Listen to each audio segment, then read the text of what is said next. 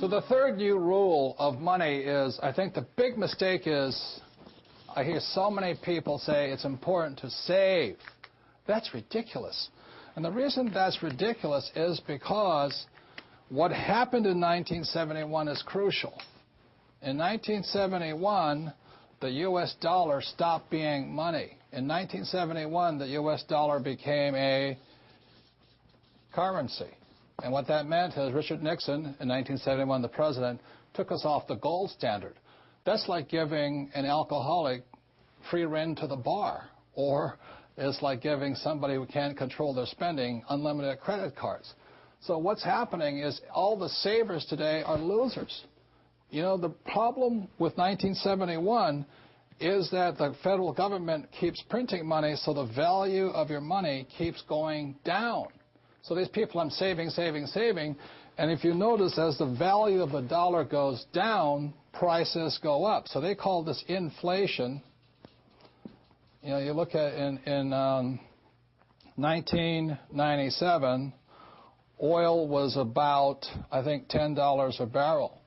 10 years later, it's about $135 a barrel. So they say it's inflation, but really what it is the dollar's value coming down. So savers are getting wiped out today. So to keep saying to yourself and to your kids to save money, that is not the new rule. That's an old rule. So a very big problem for most people is stop using the word save and use the word hedge. You've got to hedge your money, hedge against losses.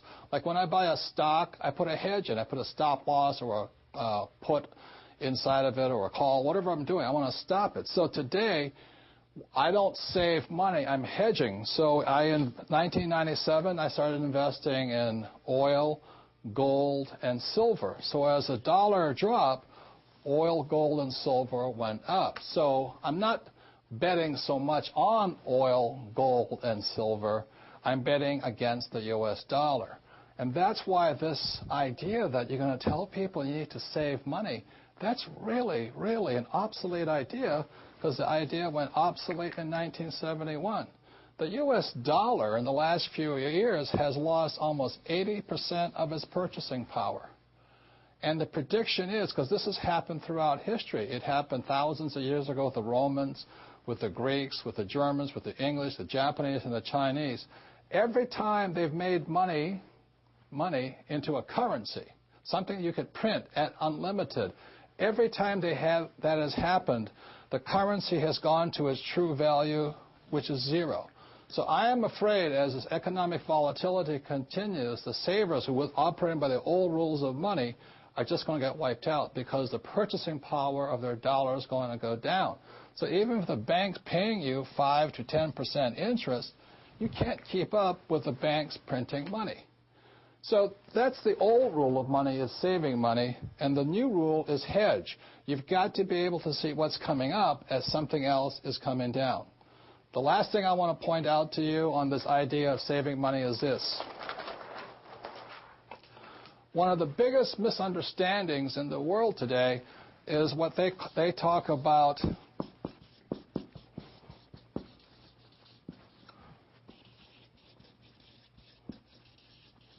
if I misspell again, apologize, is the U.S. Federal Reserve Bank, which I believe was created in 1913.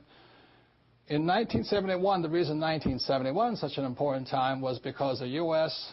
Federal Reserve became the bank to the world. They could print as much money as they wanted.